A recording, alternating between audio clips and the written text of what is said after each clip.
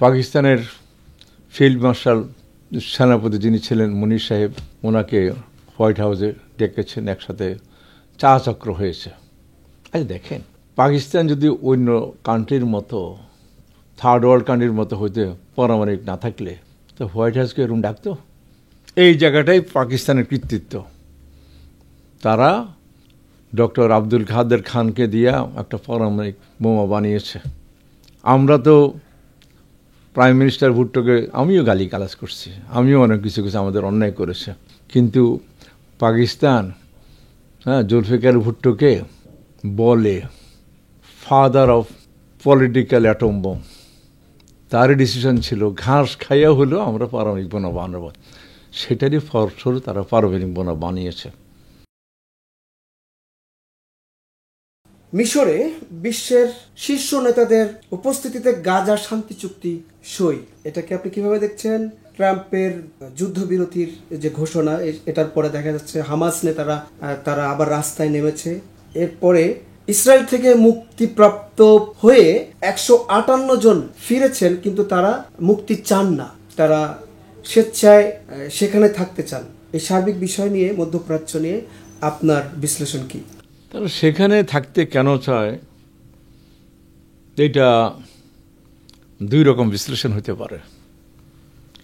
একটা হলো যারা সেখানে ছিল তাদের সাথে হামাসের লোকেরা ভালো ব্যবহার করেছে। যেমন আফগানিস্তানে যখন মহিলা সাংবাদিকদেরকে ওরা অ্যারেস্ট করেছে বা অন্তরীণ করেছে, তাদের সাথে তারা খুব ভালো ব্যবহার করেছে। এই জন্য সেই সব সাংবাদিক, মহিলা হোক পুরুষ হোক, অনেকে ইসলাম গ্রহণ করেছে। এখন যেহেতু আমি পার্সোনালি ওখানে ছিলাম না বা দেখিও না কী করেছে, অ্যাসেসমেন্ট হলো যে হামাসরা হয়তো বা এসব বন্দীদের সাথে খুব ভালো ব্যবহার করেছেন। ভালো ব্যবহার একটা কারণ, হয়তো তাদের খাওয়া দাওয়া নিয়ে তারা কোনো কিছু করেনি, কিন্তু ফিলিস্তিনিরা যারা ওইখান থেকে মুক্তি পেয়েছে, যারা অনেকেই অভিযোগ করেছে তাদের সময় মতো খাওয়া দেওয়া হয়নি, খাইতে দেয়নি। তো এটা দুই রকম, একটা হলো হামাসদের ভালো ব্যবহার, আর একটা হলো ইসরায়েলের রুড়ো আচরণ আর খাওয়া না দেওয়া। এই জিনিসটা যেসব বন্দিরা ছিল হামাসের এখানে, তারা হয়তো ইন প্রোটেস্ট বলতেছে আমরা তোমাদের ওখানে যাব না, আর আমরা এখানে থাকলেই ভালো, যেহেতু ওরা ফিলিস্তিনের সাথে খারাপ ব্যবহার করেছে। এটা একটা কারণ। নাম্বার 2, ইজিপ্টে যে সবাই বসেছে,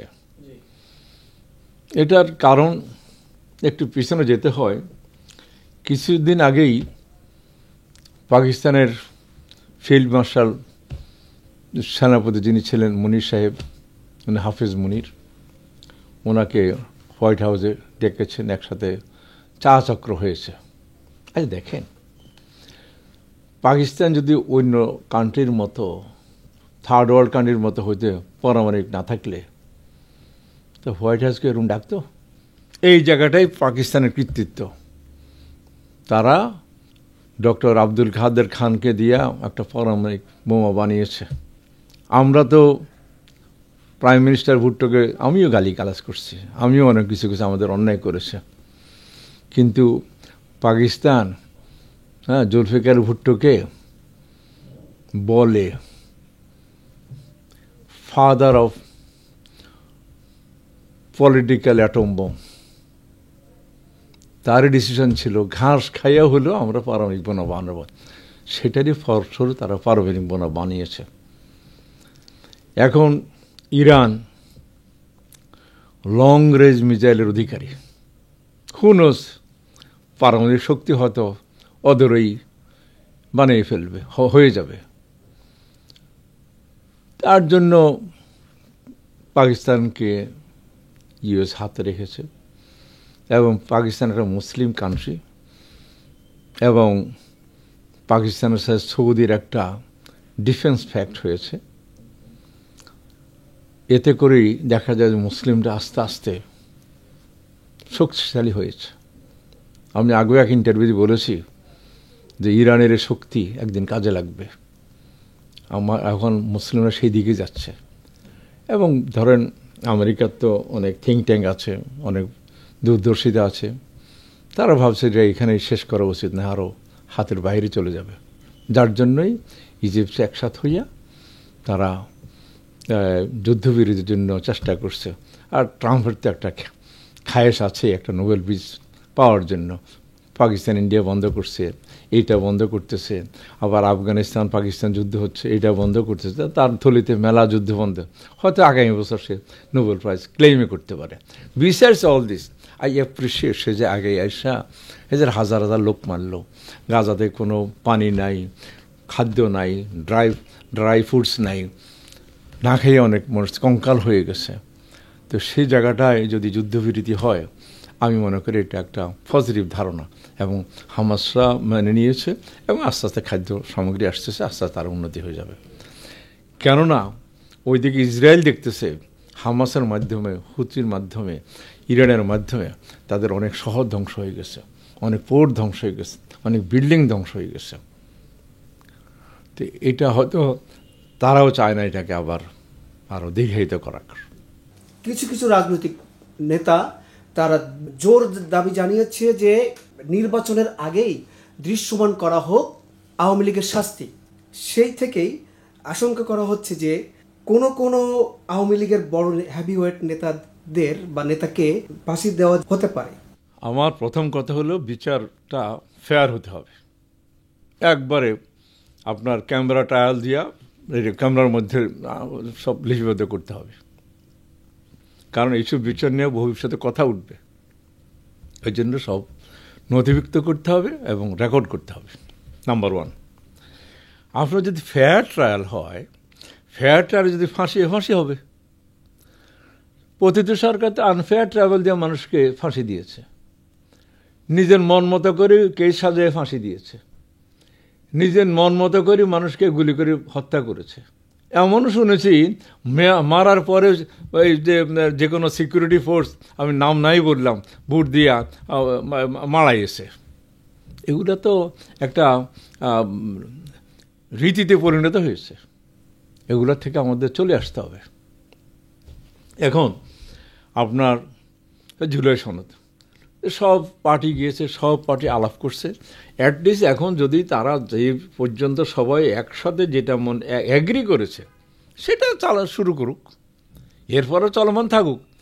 এটা বাচ্চাদের মতো কথা বললে তো হবে না, এটা হইলে হবে না, এটা হইলে এবার না। বাচ্চা সাইকেল চালাতে চান না, এখন আমরা এখন সাইকেলে কিনে দিতে হবে। আমরা যেটা নিয়ে সবাই মিলে অ্যাগ্রি করছি ওটা ইমিডিয়েটলি ইফেক্ট করুক, বাকিটা চলমান থাকবে, কথাবার্তা হয়ে চলবে। আর বিচার ইলেকশনের আগে হোক পরে হোক, বিচার যদি সুন্দরভাবে হয়, কারো যদি জেল হয়, কারো যদি ফাঁসি হয়, সেটা হবে। এটা এমন না যে মেক আপ এ স্টোরি।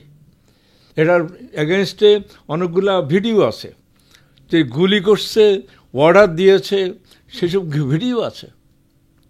এমন না যে সার্কমস্টাইলার এভিডেন্স, এটা তো এভিডেন্স আছে। এভিডেন্সে এবং বিচারে যদি তাদের ফাঁসি হবে, জেল হলে জেল হবে। ইসলামের ভুল ব্যাখ্যায় ভোট চাওয়া নিয়ে অনেকে কথা বলছেন। গণতান্ত্রিক রাষ্ট্রে ইসলাম নিয়ে ভোট চাওয়া বা ইসলামিক কায়দায় জান্নাতের বিষয় তুলে আনা, এই বিষয়গুলোকে আপনি কিভাবে দেখছেন? আমি ধর্ম নিয়ে কোনো কথা বলতে চাই না, যেহেতু আমি ধর্ম বিশেষজ্ঞ নই। তারপর আমরা জিজ্ঞাসা করছেন, এখন যে দল করে, কেউ ইসলামিক দল করতে পারে, কেউ অন্য ইসলামিক দল করে, হেফাজত ইসলাম করতে পারে, জমাত করতে পারে, সবার মতো করে ভোট চাইতে পারে। তবে ইসলাম ভোট দিলেই বেহেশত পাইব, ভোট না দিলে বেহেশত পাবে না, এগুলো ইসলামে লেখা নাই। এটা বলতে পারে, সুবিধার জন্য মানুষ কত কথাই বলতে পারে, এটা কোনো ব্যাপার না।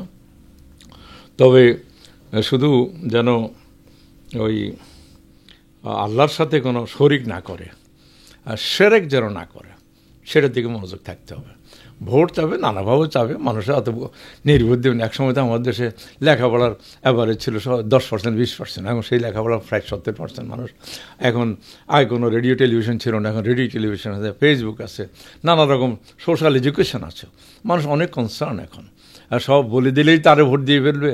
আমি তো আগেও প্রথম বলছি, ভোটাররা চাইব যে ভদ্রলোক ভোট চাচ্ছে সে উপযুক্ত কিনা, সে কি সমাজের খেদমত করবে কিনা, তাহলেই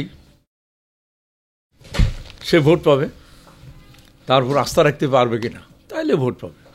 এখন ইসলামের কথা বলে চায় বা অন্য কথা বলে চায়, সেটা যার যার পার্টির ব্যাপার। আমি এখানে কে বেহেশত পাইব কেউ দোজখ পাইব এই নিয়ে আমি কথা বলতে চাচ্ছি না।